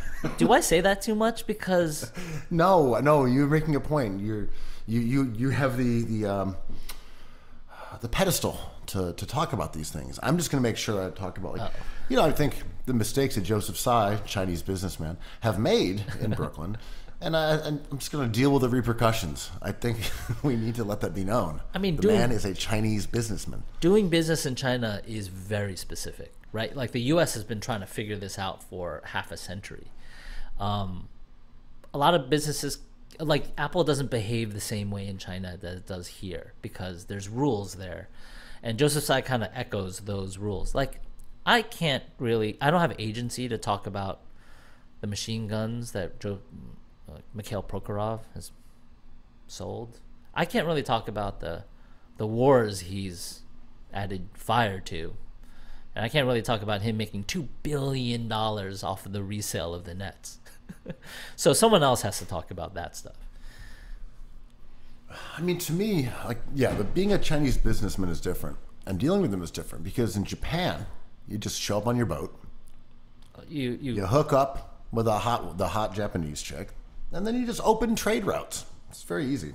You watch a bunch of dudes stab themselves in the stomach, and then you're the hero. Then you are goated. You are rizzed up. You're mogging on everyone with your kimonos. You got this in the bag. Mm-hmm. You're hanging out with a bunch of street photographers who only take good pictures of you. Left side only. Blue steel. Blade. Listening to Normalizo. Yeah. Or conservative radio. You made a point earlier about guys who are matchup proof, and you mentioned Luka. And I was trying to think about that because, on one hand, matchup proof would indicate, like, it doesn't matter who you're playing. It doesn't matter how they scheme you. And in the last game, Van Gundy was saying, you just got to get the ball out of Luka's hands. You got to get it out of his hands. And like, yeah, but to what end? I know. Double team him. Okay, now it's I agreed with Van Gundy, shot though. in the corner. Yeah. I'm not saying he's wrong, but it's like that would have been a way to scheme against him, right? Yeah. Send the help. Just get the ball out of his hands. Yeah. But that's still matchup proof, right? Oh, absolutely. You know how, like, teams are like, we're just going to let this guy do whatever. Because, like, his floor is recognizable. So, like, we're going to alter everything around him to change the scope of the game. And Luka is matchup proof. Jokic is matchup proof. Luka will have bad games, of course. Like, that's why we talk about averages and not, like, singular games specifically or totals. Luka will have his off shooting nights, whether he be hurt or he has someone bigger on him or more athletic. But in general, whatever you do, Luka might go for 50. Whatever you do, he might beat you with his passing or his outlets or his spacing. He is a player that you just have to chalk up an L on, whatever matchup you have against him. Yeah, I mean, it's tough to tell the difference between a team who did a great job on Luka and one where he was just off. Mm-hmm. Yeah, because for sure. He's just so hard to stop. And when you force him to tough shots, it looks the same, right? Yeah, they go in. It's like he's so slow. Minnesota did a great job on him. And I was like, yeah, he hit like 4 fall-away threes or whatever. Like, yeah. I don't know. Like, the defense looked pretty good. Seemed like they stopped him. They schemed him correctly. And it's like, yeah, but I just do what I do. Yeah. Like, I draw fouls. I hit fadeaways. I get into the lane. I find guys for lobs. I hit step-back threes. Like, yeah, do whatever you want. Run another offense at me. I'll just patiently process it. I'm sorry, run another defender at me. I'll patiently process it. Kick the ball to the side, which creates a corner 3 for someone else. Like, do whatever you want. I'll sort it out in real time. I'll process it and dissect it. And maybe I'll turn it over. Maybe I'll miss an open look. Maybe I'll bungle something. But overall, like, that's on me, not you. Mm-hmm.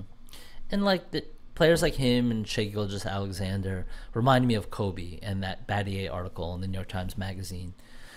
You know, Battier is the Kobe stopper, and he has unique strategies and a unique intelligence to be able to challenge him. But Kobe still cooks him every time. And SGA and Luka will get theirs no matter what you do with him. And it's like Steph Curry, right? The whole hand-checking thing. It's like, just throw him down. It's like, oh, people are trying. Like, put a hand on him like people are also trying that. He's just going to get his because he's a unique talent.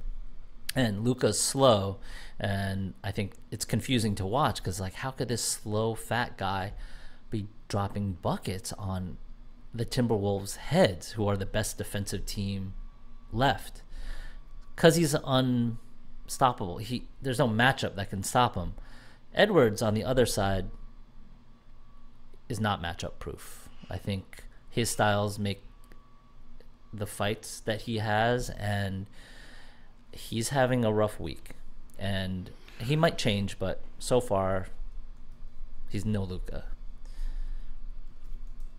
Yeah, well, let's talk about Anthony Edwards a little bit, and we don't need to get into our we've done this history of basically being like, yeah, but what is he great at? Good player, good scorer, but what's he great at? Like, what makes him great? Because he looks like Michael Jordan. What makes him, that's great. What makes him great is he's good at being great. His personality, get greatness down. Yeah. Aura, except for Riz, whatever. He's got all that stuff. Yeah. And he's funny and personable and has incredible highlights. His dunk yesterday was outrageous. Like, he's great at being a star. But again, we don't need to get into like the nuts and bolts of why he struggled or whatever. I wanted to say I thought he played well in the second half. Yeah. Of last game, and prior to tip off, he's like, I'm going to get some shots up. I'm chucking tonight. And then you watch the game, and it's like, well, you can't just decide to chuck. Right. That's not how this works. The Mavs are like, yes, please get your shots up. Well, the Mavs are like, well, you actually can't. Right.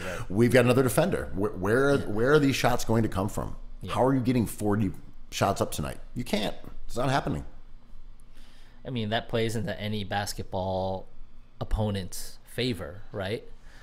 It's like any guy taking 40 shots. This was the death of the Knicks. It's like, Brunson's such a dog. I'm like, he's gobbling up a little too much usage. Like, it's predictable. You can double team him. You can scheme for it. And like, I'm surprised the Wolves are down 0-3, but like, it comes back to our song that we love singing every episode. It's like, here's where a basketball genius might help. Someone who can control the pace of a game, the gravity of a situation, and the shape of what happens during possessions. And I think I do want to credit him as a passer too, because he's not a natural facilitator in the way that Luka or Jokic or LeBron, James Harden are. Those guys, that's what they do. Trae Young. Yeah. I mean, Curry isn't quite on the level, but I'll accept it. Yeah, I'm saying great passer. Enough. Yeah. But I just mean those guys who really, that's their deal. They you run the whole offense through them. The heliotropic model, as you said. Sure. And Ant is averaging 8 assists a game. He's trying to do that. And that's also a product of how much attention is going towards him. But he's kind of unable to do both at a high level. Last game, he came the closest. And he still had 26 points on 24 shots. good game overall. 26, 9 and 9. Like those are good numbers. He's good. But it was on 24 shots, and you know the game before that, like 5 of 17. Game before that, 6 of 16.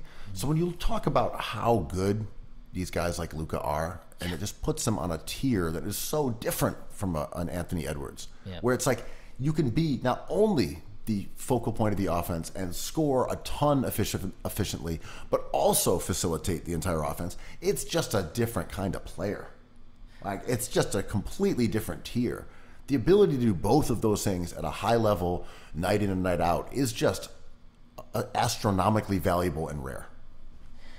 Mina Kimes, there's this guy, Mark Cuban. I want this guy. Mark Cuban gets this guy. He's like, I got one. Guys, I got one of those guys. Right off the jump, right? Like, incredible how it's... I mean, in my opinion, it's in plain sight, but it's still confusing to me. You know, it's like, oh, God, he's a fat Euro. Maybe they're right. Maybe his game doesn't translate. Oh, okay, it translates. Maybe he's too slow. He's not too slow, but he can't get to the final. Oh, he's in the finals. Like, he's been this guy this good for this long. And where the vacillation should be is with Anthony Edwards, because Edwards, however great in the tier of Devin Booker, in the tier of Brunson, Tatum, he's awesome. Automatic max contract. Do not let him go. He is in Minnesota for good. Throw all the money at him. But you got to get him a Porzingis. Maybe you get a Drew Holiday. Maybe you get Derek White. And the Timberwolves have that. But they ran into Luka Doncic and Kyrie Irving. Yeah, I mean, not to be redundant, but two basketball geniuses are tough to beat when you have none. And that's not because Ant isn't trying his best. It's not because Ant isn't great. He just isn't that kind of player. It's like, look, he's a sports car. Great to have. But you know what? We're going off-roading. Mechanic? Yeah. Do you have the best mechanic who listens to conservative radio? Is that the tinny sound of Rush Limbaugh I hear? Hey, matchup proof wise, ride. Is Draymond Green matchup proof? They named an entire era after him, small ball. It was just him. So when he would succeed, everyone's like, this is a shift in the entire NBA. I'm like, he's just matchup proof. There's no team in his prime that he couldn't do his thing on defensively. Yeah, I like that one. Because the gift that Draymond had that was so unique and so rare was that at 6'6", 6'7", whatever, having the mobility to guard perimeter players at times, you know, but to be able to get out and push the ball in transition, to attack 4-on-3 when setting screens for Steph Curry on offense, making it difficult for opposing centers to even be on the court because of his passing and ball handling, while also being able to defend the post at an elite level, protect the rim at an elite level. Confuse teams with stunting only, which was incredible. Just him cheating towards space would just confuse teams and shooters. I would say matchup proof in that way. And there was one stat, and I know we mentioned it in Enjoy Basketball actually, was that in one season, other teams tried to post Draymond up more than anyone in the league. And this was early on during their sort of reign of terror there, where teams would look and see that a 6'6" guy was on their center. They'd be like, post his ass up. And they would try repeatedly, except that he was among the best in the league at defending the post. Yeah. And it was this crazy double whammy where teams would run their offense aground by trying to post up their big against a guy who he was not going to be effective against, and tried it over and over and over. Because in your mind as a basketball team, when the Warriors put Draymond on your 7-footer, you say, small. Feed the 7-footer. Right. Feed him. We have to abuse him on this side.